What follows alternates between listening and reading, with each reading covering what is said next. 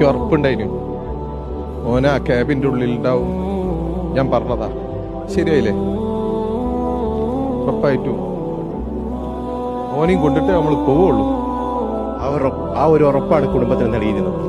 അതെ, അർജുന്റെ അമ്മയ്ക്ക് നൽകിയ ഉറപ്പ് പാലിച്ച് ഞാൻ അവിടെ എത്തിക്കൂ. കഴിഞ്ഞ 2 മാസം വലിയ ത്യാഗം സഹിക്കേണ്ടി വന്നു. തീർച്ചയായിട്ടും ഈ തെരച്ചിൽ വീണ്ടും വീണ്ടും പുനരാരംഭിക്കുന്നതിന് വേണ്ടി മുട്ടാത്ത വാതിലുകളില്ല. ഇല്ല. ഒരു സാധാരണക്കാരനെ കൊണ്ട് എത്ര കഴിയും അതിന്റെ പരമാവധി നമ്മൾ ചെയ്ത്. ഒരു ഡ്രൈവറെ കണ്ടെത്തുന്നതിന് എന്തിനു നിങ്ങൾ ഇത്രയേറെ മുന്നോട്ട് ഇങ്ങനെ സമ്മർദ്ദം ചെലുത്തണം എന്നുള്ള ചോദ്യങ്ങൾ പോലും പലവട്ടം നേരിടേണ്ടി വന്നു. സോഷ്യൽ മീഡിയയിൽ തെറ്റായ പ്രചാരണങ്ങൾ നടന്നു. പക്ഷെ അതിനൊക്കെ അതിജീവിച്ചുകൊണ്ടാണ് ഇപ്പോൾ ഈ ഘട്ടത്തിൽ എത്തിയിരിക്കുന്നത്. അതെ, തോൽക്കാനുള്ള മനസ്സില്ല. എന്തായാലും ഓനെയും കൊണ്ട് പോവുള്ളൂ.